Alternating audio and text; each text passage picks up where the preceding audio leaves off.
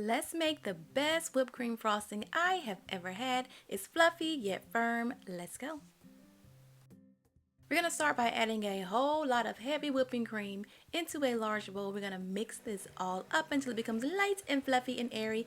Make sure that your whipped cream is cold, okay? Super cold makes it whip up so much easier. But go ahead and mix this up until it can hold stiff peaks, kind of like this right here. When you lift those beaters up, it should be able to hold nice stiff peaks without falling over. And this looks good right here. I know it's kind of hard to see the stiff peaks, but yeah.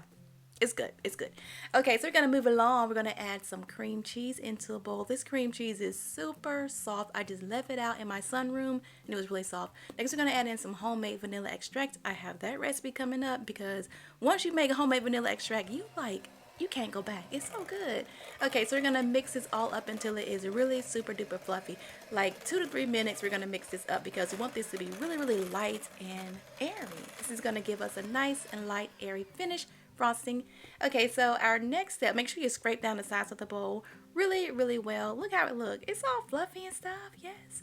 Okay, so we're going to add in some powdered sugar a little bit at a time and really spend some time here mixing this up really well, because if you don't, you're going to have like a little grainy frosting, and we don't want that. So add it in a little bit at a time, mix it, add in a little bit more, mix it up really good until everything is combined.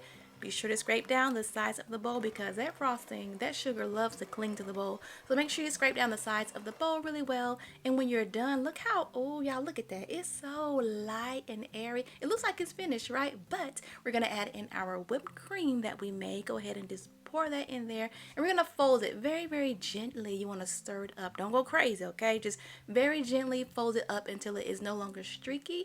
And then you can pop it in the fridge for like 30 minutes and you're good to go. You have a fluffy, fluffy, fluffy frosting. And you can use this frosting to frost layer cakes. I did a coconut cream cake. I use this frosting right here, and it is nice and firm so it can hold up to multiple layers. You can pipe it on. It holds its shape so well. I have so many cake recipes coming up that use this frosting, so make sure you're subscribed so you don't miss that. And also let me know, which cake do you think will be the bomb with this frosting? Leave me a comment and let me know, okay? All right, later.